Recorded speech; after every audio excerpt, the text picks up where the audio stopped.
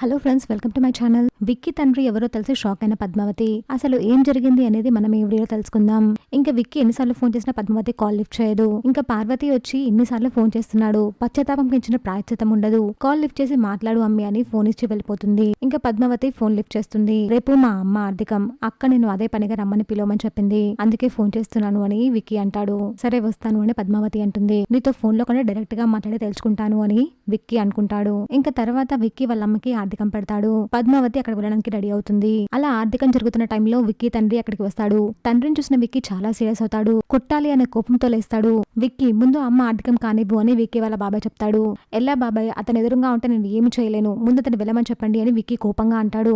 ఇంకా అక్కడి నుంచి విక్కీ వాళ్ళ తండ్రి వెళ్తాడు. ఇంకా విక్కీ ఆర్థికం పెట్టిన తర్వాత విక్కీ వాళ్ళ తండ్రి కూడా లలితకి ఆర్థికం పెడతాడు. అది చూసిన విక్కీ కోపంగా వెళ్లి అంతా చిందరవందర చేస్తాడు. అన్ని తీసి కింద పడేస్తాడు. ఎందుకురా ఇలా చేస్తున్నావని తండ్రి అడిగితే, మా అమ్మకి ఆర్థికం పెట్టే అర్హత నీకు లేదు, మా అమ్మని చంపి మాకు దూరం చేసి ఇప్పుడు ఆమెకు ఆర్థికం పెడుతున్నావా అని విక్కీ సీరియస్ అవుతాడు. కొడుగ్గా నీకెంత బాధ్యత ఉందో తనకి భర్తగా నాకు అంతే బాధ్యత ఉంది అని విక్కీ తండ్రి అంటాడు. ఇంకా ఇదంతా చూస్తున్న పద్మావతి ఒక్కసారిగా షాక్ అవుతుంది. అంటే పెద్దసారి కొడుకు విక్కీనా అని పద్మావతి షాక్ లో ఉంటుంది.